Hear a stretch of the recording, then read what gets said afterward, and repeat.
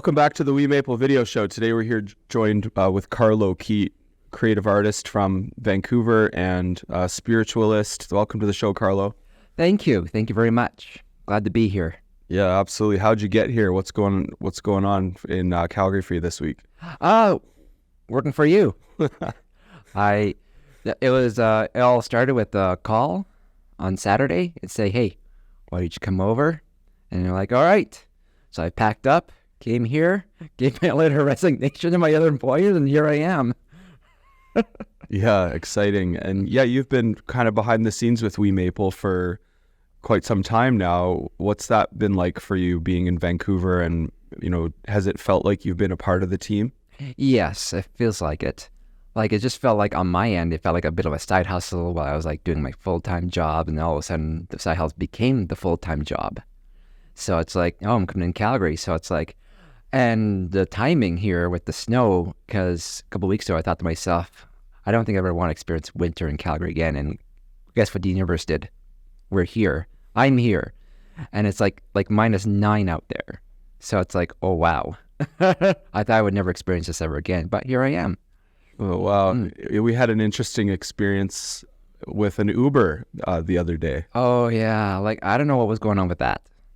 But I did get your message, so at least it got resolved. Yeah, they handled it pretty well, but it was a very strange situation.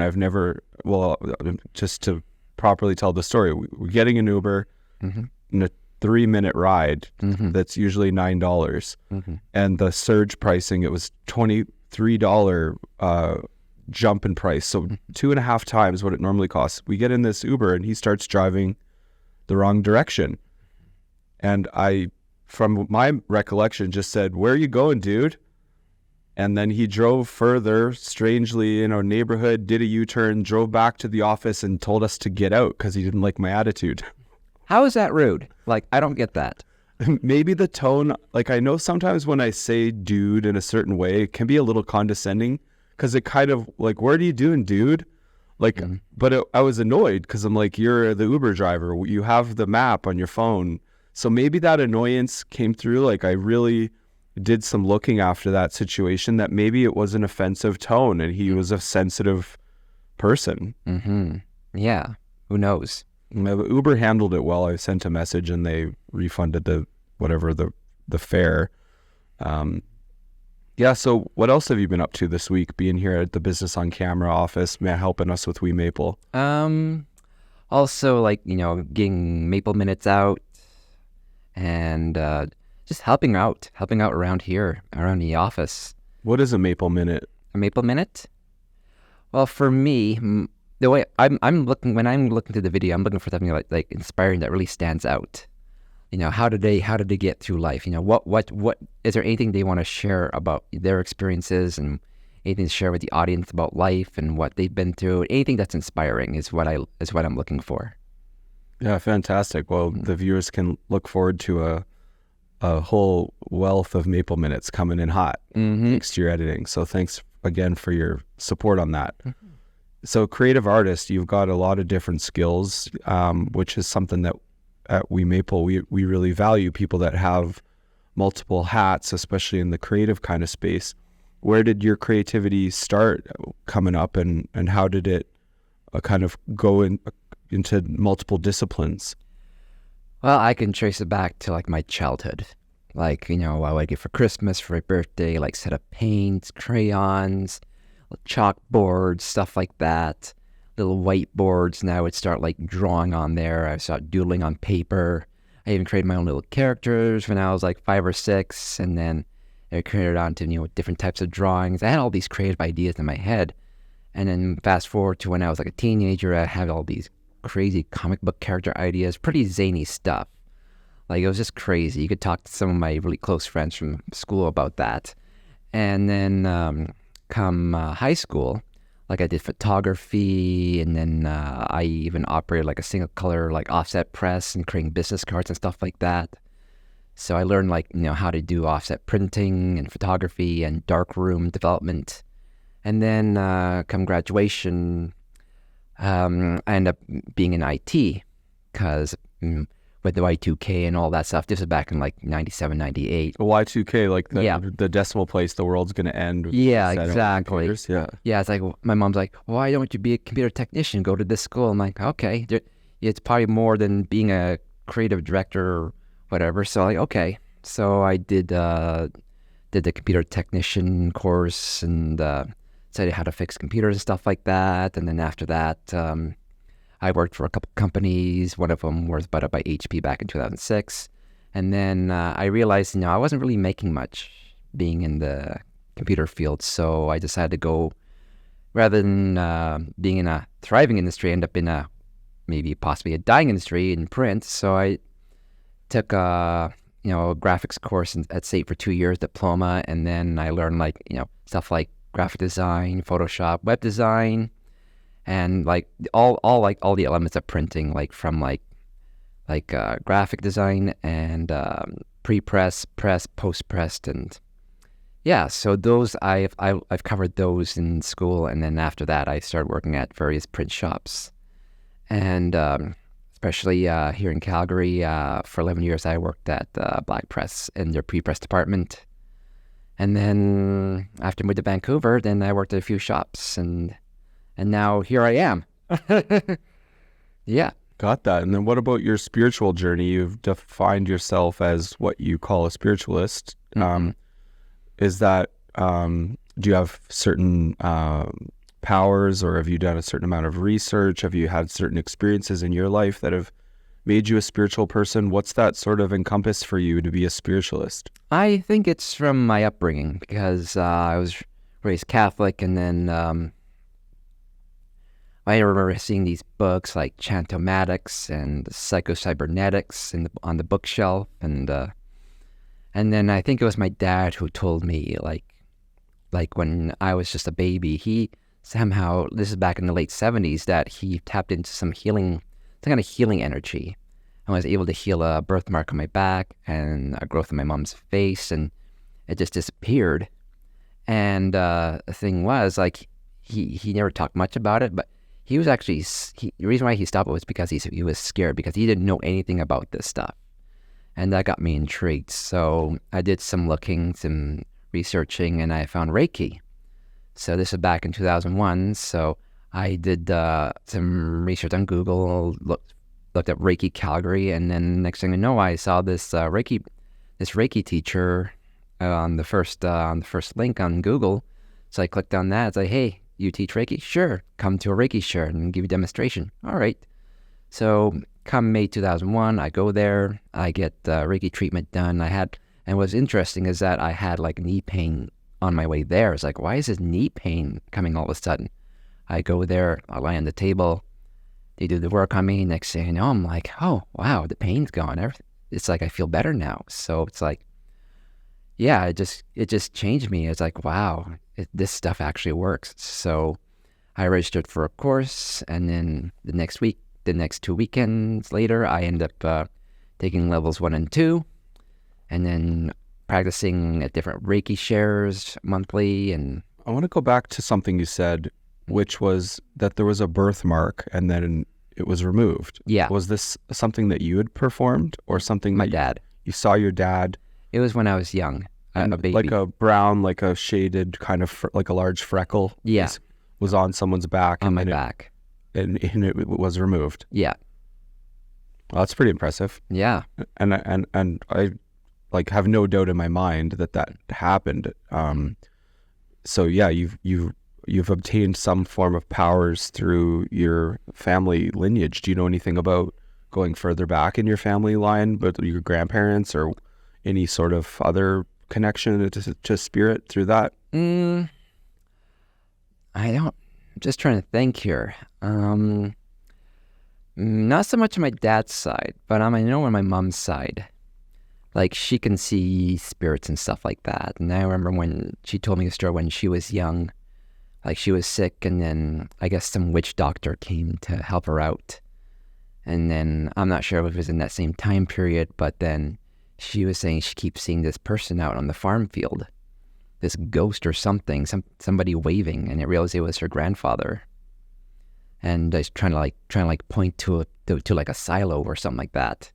So they actually went to the silo and they dug in there and they found a chest full of coins. And unfortunately, those coins were like eaten up by the termites. But it looks like her grandfather was like trying to say, "Hey, look, listen, there's something here I need to show you." And then lo and behold, this chest full of coins. That's yeah, absolutely. I have no doubt that happened. That's one of those stories that some people that maybe don't have a level of relatedness to spirituality would be like, yeah, right. Like, there's no way. One thing though, I'm curious about the termites. Don't termites eat wood? Why would that impact the coins? I'm not sure. I'm not knowledgeable about termites, but I guess if they can eat wood, I guess they can eat metal, unless it's a really soft metal. Like my grandfather used to say something like that. Like, here's a wooden nickel, or it's not worth a wooden nickel, or something reference there. Yeah, this is an interesting conversation for me because I've had many what you maybe would be considered metaphysical, astral, multidimensional experiences, either in plant medicine or meditation. One thing in particular, I developed a real pain in my right hip, and I'd been seeing this, call her a sports therapist. She'd get right in there with her elbow and trying to get this, what felt like a knot, like just some pain, and I couldn't get it away. It was in my right leg. And she asked me if I had ever prayed for my leg, which I frequently pray, but it didn't click to do that for my physical well-being. Mm-hmm. And so I did, and she continued doing her work, and I went into a meditation. It was quite painful, the treatment she was giving my hip and my leg, and so I was meditating and my eyes closed, and suddenly this portal opened, and a light left my leg and went through the portal, and the pain was gone. And so kind of what you're talking about with Reiki is, like, I'm really interested and fascinated in people who have that power, because like that, to me, that was co-created between her and I in that moment. Like, I don't know if I could do that on my own, but when you, like, your approach to Reiki, do you Reiki yourself, or is it something that's just meant to be external for others? No, you can do it on yourself. And we all have this gift. We all have the healing channels within ourselves. And the Reiki, it opens up those channels to facilitate healing. Like, we're not the one doing the healing work. We're actually the channelers of the energy. I see. Mm-hmm. And that ties right into that frequency and vibration of the universe, really. Like, if we take the case that the universe is made up of frequency and energy and vibrations, and we're tuned into a particular frequency, we just need to adjust that radio dial to get into a different energy.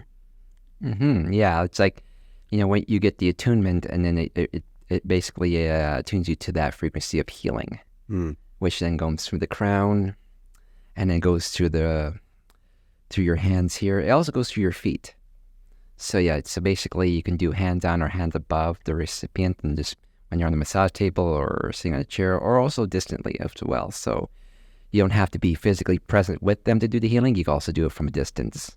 Interesting. And it can be in the form of a prayer, or however visuals, whatever works. What's important is the intention. The intention, yeah. Yeah. Termites. Can termites eat metal? Mm. Those must be some mystical termites if they ate through those coins.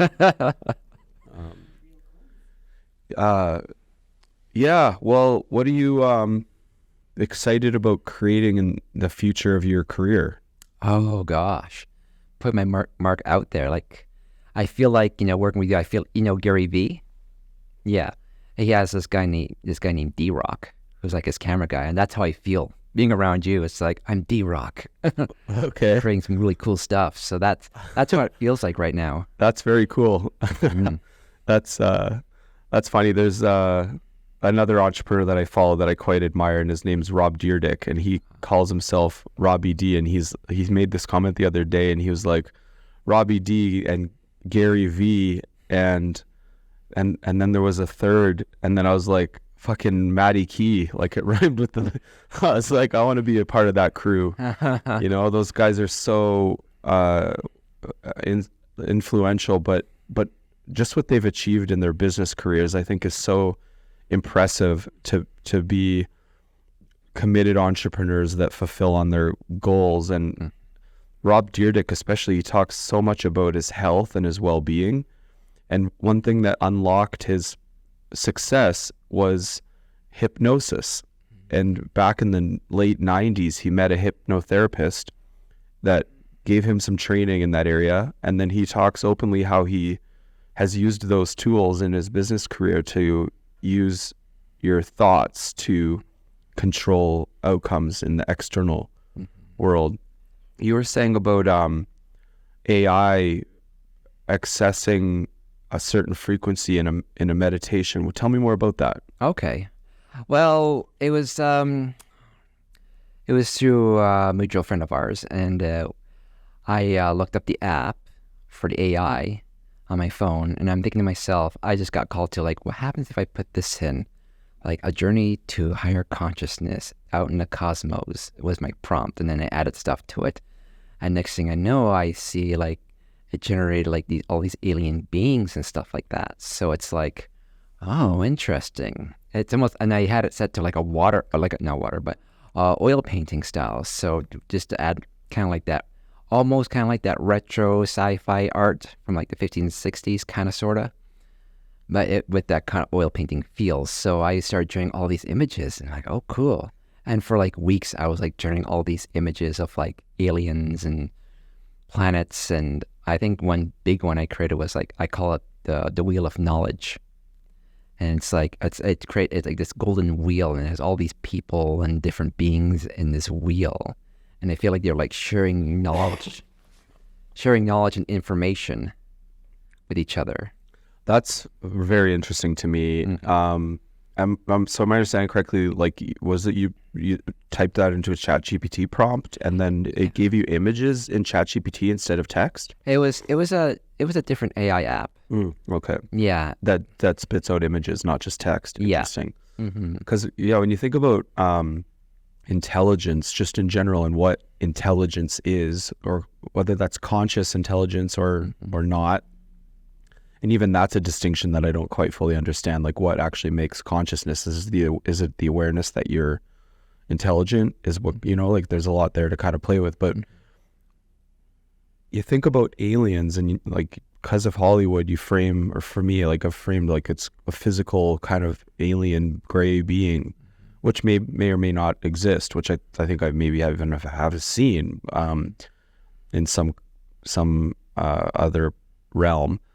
But aliens don't have to be alien physical bodies, right? Like AI, alien invasion, artificial intelligence, all that kind of stuff. Like, alien invasion could be that intelligence is invading, like the way that you just described, that it infiltrated into the app.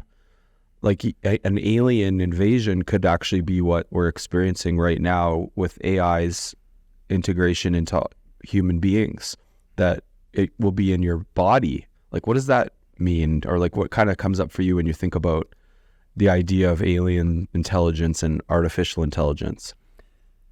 Well, from what I've watched, like over YouTube with like UFOs and stuff like that, me and my girlfriend will watch stuff on YouTube about these sort of things, the paranormal and stuff like that, ghosts, aliens, cryptids. And for me, aliens don't have to be physical, is the way I look at it. They can be non-physical, and they don't need a UFO to travel from one planet to the next. They can just go through the non-physical plane to teleport from like one planet, like from one galaxy to here, is the way I look at it. And they can go through, and because they're non-physical, for all I know, they could probably end up in the computer systems through the AI and just channel through there as a means of communication. That's interesting too. I heard once that some of the UFO sightings, actually, it doesn't even mean that they're on the physical plane, that they just, the energy, frequency, AI, whatever, somehow influences your consciousness to make you think that you see a UFO, even though there's not actually a UFO. That groups of people could be together and not everyone would see it, but only some would, that they can actually pick and choose who sees it. Yeah, because I've had my share of seeing UFOs in the sky. I think my most recent one was probably near Vancouver, and Lena and I, we were in the car looking up, and we see this bright, really super bright object in the sky going straight. And I actually have a video of this. So, and I'm thinking to myself, is that a UFO, or is that a plane or a flying car? I don't know. But it was it seemed kind of low, and it seemed awfully bright. And what I just took the opportunity to film it on my phone. And then until it just went over the mountain, and that was it. I tried to communicate with it. I tried to tune into it, but it just kept going. So okay, whatever. Have you ever looked into David Paulides' work? No. Have you heard about Missing 411? No, I've never heard of that before. His kind of work deals with people that go missing in national parks, and it happens a lot in Vancouver, and there's something to do with feet that get washed up on shore in shoes going on. Just an outrageous amount of people's feet. And part of his work is that people are often missing shoes when they disappear from the Yosemite National Park randomly, and then they turn up with no shoes. Sometimes alive, sometimes dead. GHB is found in their system, high levels of it, which actually the human body can generate naturally on low amounts. But of course, high doses of GHB, that's the date rape drug essentially. But his work's really interesting because there's thousands of cases of people in the United States and Western British Columbia that go missing under strange circumstances, sometimes turn up, sometimes don't, but are either missing shoes or are not found. And so part of it is maybe that they're being abducted in some way, but another thing, you mentioned cryptids. He's a big Bigfooter, let's say. He's probably one of the leading researchers. And this guy, David Paulides, is no joke. He's police investigator, high degree of integrity, and was very successful in his career and has went on to research these things. And so another theory is that the Bigfoot creature can move through different dimensions and appear in different ways, and is even that Bigfoot is somehow connected to ETs in some ways too. It's really interesting. What are your thoughts when you say cryptids? What kind of cryptids? Does Bigfoot count as a cryptid? I would say so. Like the Bigfoot, Yeti. What are some other ideas of cryptids, or what would they be? Let's see here. Like a ghost? Is a ghost a cryptid? I wouldn't consider a ghost cryptid. I would call maybe I'm not sure, it'd be like Mothman or Chupacabra. Those types of creatures be considered cryptids.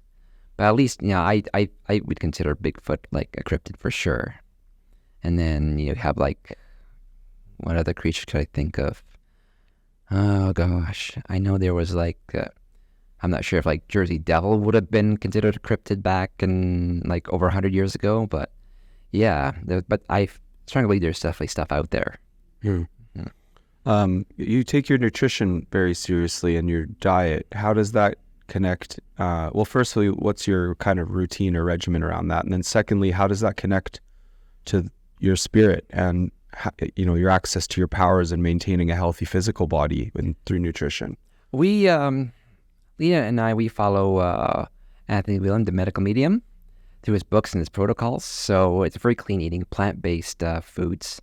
So the morning routine consists of making lemon water. So I'll make anywhere 16 to 30 ounces of lemon water. You drink that, and you wait half an hour, and then we juice the celery juice. So we juice celery through a juicer, through a high-end juicer. So 16 to 32 ounces of celery juice. And then you drink that, and then you wait half an hour before you start eating. And then also we'll make what they call the heavy metal detox smoothie. So that's wild blueberries, cilantro, dulse, bananas, oranges, and coconut water, along with spirulina and bargrass juice powders. So there's the recipe right there. And we have that every day to help extract the heavy metals from the body and the brain. And the celery juice helps with digestion, skin, the liver, and a few other benefits as well.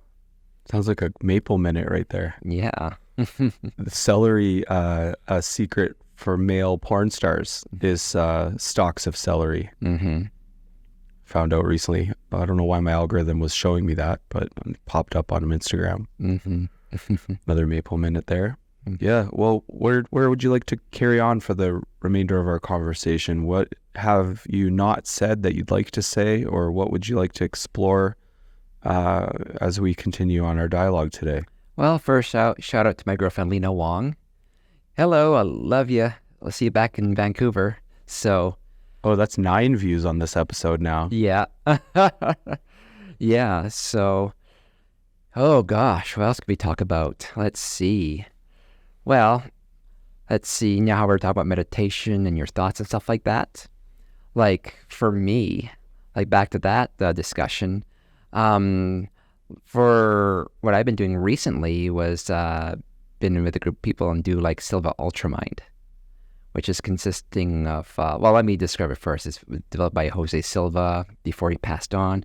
Basically what it is like meditations, bring visualizations, and, help generate outcomes in your life. So what happened is lately I've been doing these exercises every day. I did the whole program. And then I did all these meditations and visualizations, and then, it helped me generate results. Like I got rid of my car like last September. Like it had a massive coolant leak, and I'm like, it's not worth it anymore.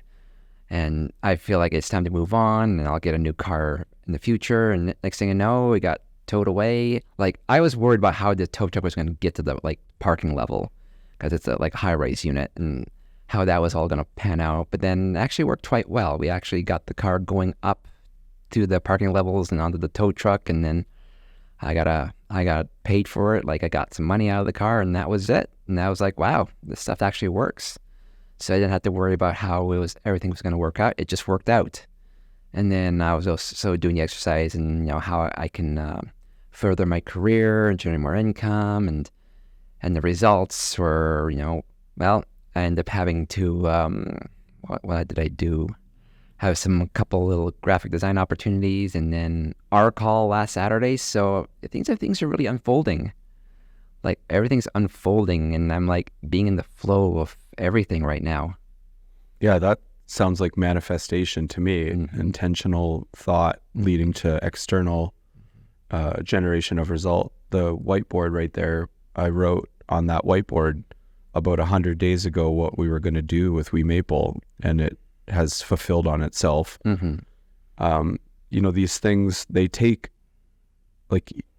work with the intention and the frequency and the manifestation. Like they're not like, from my experience, I'm sure maybe some human beings have that amount of power where they can just think the thought, generate the result.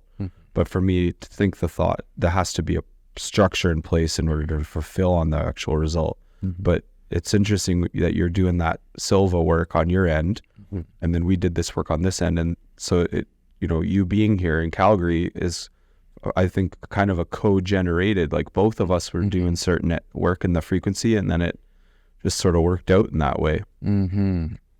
So now we, have a task, which I'd be curious to implement some of that Silva.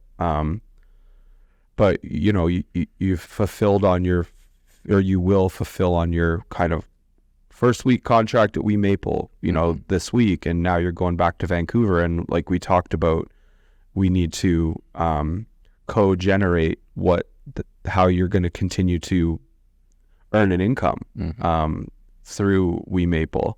And so do you have any ideas on what we can do to ensure the creation of that? Let's see here. Well, definitely the Maple Minutes for sure. And then maybe, have you considered like putting WeMaple on other platforms? Yeah, we were just working on that this morning. Spotify has a new